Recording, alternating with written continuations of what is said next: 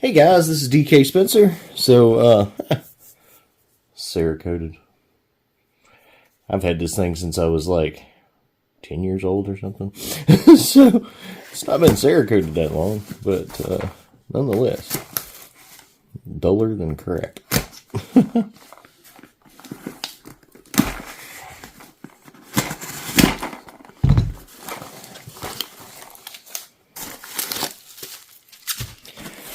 Alright, so Salt Supply Company actually sent me, I ordered some ammo, and they actually sent me an extra pack.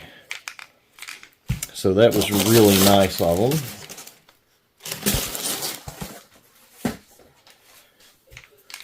At least I think they did. Let's see.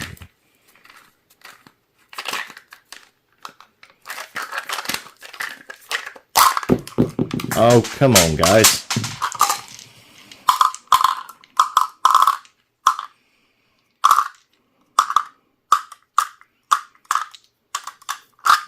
Alright, so yeah. So they sent me an extra pack. Good times. And through the magic of television, I recovered those three too. Alright, so these guys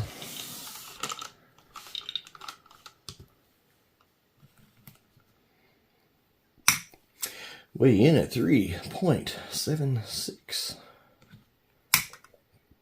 3.74. 3.72. These are some already had. 3.72.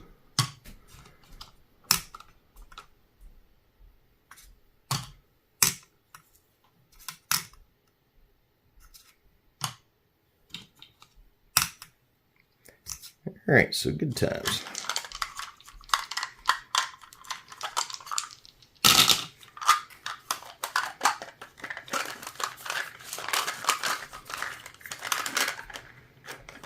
Screw it.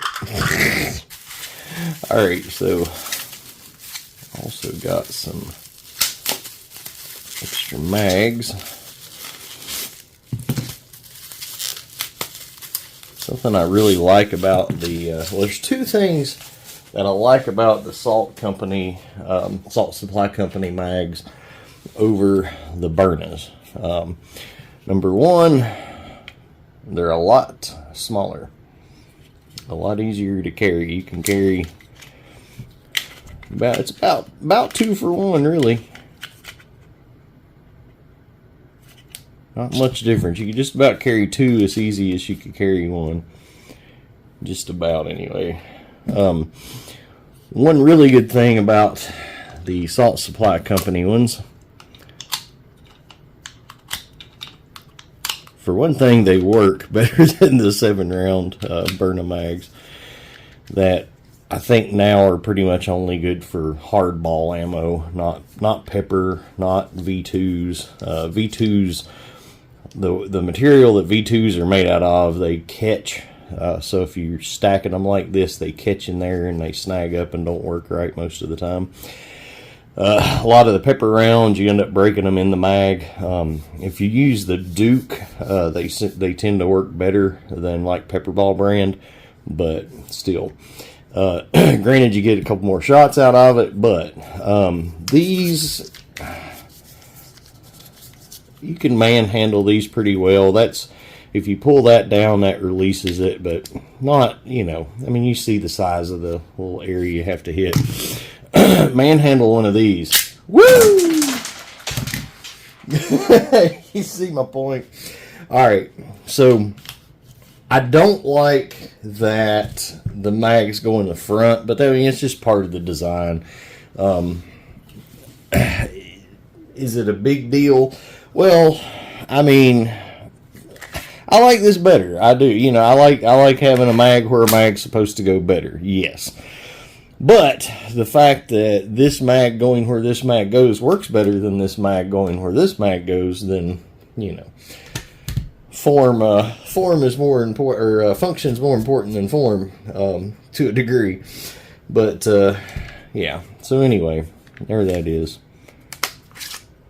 There you go. That's how they come in and out. That's how they release. So, The Byrna has a more natural mag release and obviously a more natural mag position. Mags aren't as great. This isn't supposed to be a comparison between the two. I was just wanting to look at the mags. And yeah, there they are. So these are really, really thin, basically no nonsense, just big enough for what you need. Big enough to hold the balls, basically. That's all you need. So I like that. I think you could probably put that in your pocket and not have to worry too much about everything flying out too easily. Like I say, it would have to hit that little, it would have to depress that little bar right there down. And, you know, little ways down, not just touching it like you do with a Byrna. But, yeah, there we go. All right, package one, done. So, while we're at it, all right, this is a Lapco ball gauge. We learned early on in the ammo manufacturing that most of the ball gauges are junk. This is probably the best one on the market. I think it's the Hammerhead one that's like complete garbage. But anyway, I can't remember. But I've got one. It's blue. It's complete junk. Yeah, it is Hammerhead. I see it right now. They're garbage. We found that the absolute best way to size ammo, as far as for the way we do it with the BK Kinetics, is we actually pass it through the barrels that it's supposed to be bore matched for, and actually check it off of the actual barrels. So, like with the bore matched, we're checking it out of a 685 smoothbore VKS barrel. But then, like the TCP bore match, we check through a TCP factory barrel, etc. The reason being for that is sometimes you will get some manufacturers make oblong ammo, and I won't go into what's what or anything, but just saying if you have ammo that's a little bit oblong and you're sizing it, well, you may drop it through, and depending on the way it's turned, it'll fit. And then you might pick that exact same ball right back up and drop it through again, and it won't. So that's why that if you're passing it through something a little longer, and why this is a little better. I think the holes are more accurate for one thing, but another thing, it's a little thicker than the other one, so you're a little bit less chance of it just hitting a sweet spot and going right through. So anyway, all right. So this is the Salt Supply Company balls. So they are going through on a 687. All right. They will not go through a 684. So that's important to remember, guys. A lot of times with plastic balls, now here I'm going to show you when I did my initial testing. Right, look at that. When I did my initial testing, and I was saying, well, these are basically the same weight, very close. These are a little bit lighter, but very, very little. When you're doing that, well, this is a 680. So the bore match on this, like that's why you never want to really use these for, anything serious. These are for play. That's why you don't see me like, judging my jewels off of cheap yellow balls. But look at that. That's a big difference. Big difference. All right. So here's a Byrna Kinetic. Byrna Kinetic's going to be a 687 also. It's a little tight going through a 687. And the Salt Supply one is too. Right. Just depends if you... So even these have a little seam, and if you put it to where the seam is the thickest part, right? See what I'm saying? Now that's not oblong, but that just goes to show you what I'm saying. And the thinner whatever you're pushing them through is, the less chance it has to rotate and hit the thicker part.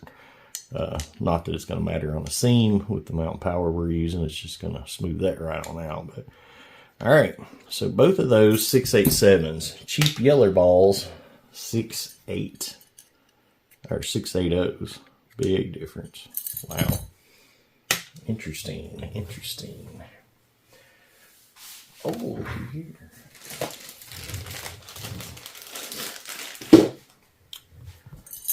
9.9 gram riot balls.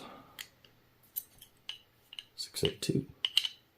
All right, we knew that, right? All right,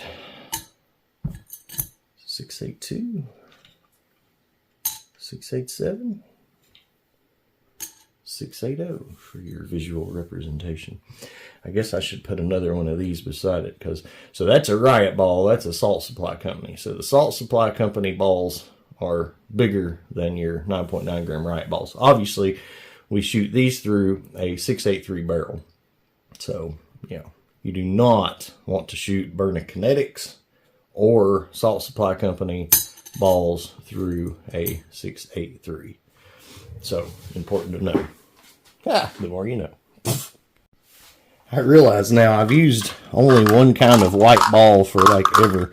Now I'm going to have two different kinds of white balls. Now, the good news is, though, you don't even have to weigh them. You can easily tell the difference because, again, these, we're looking at 3.7-ish versus a 9.9. So, quite a difference in heft when you fill them individually. Now, pick up a handful of them, you might have some in there and not know. I wouldn't want that anyway. Gone now.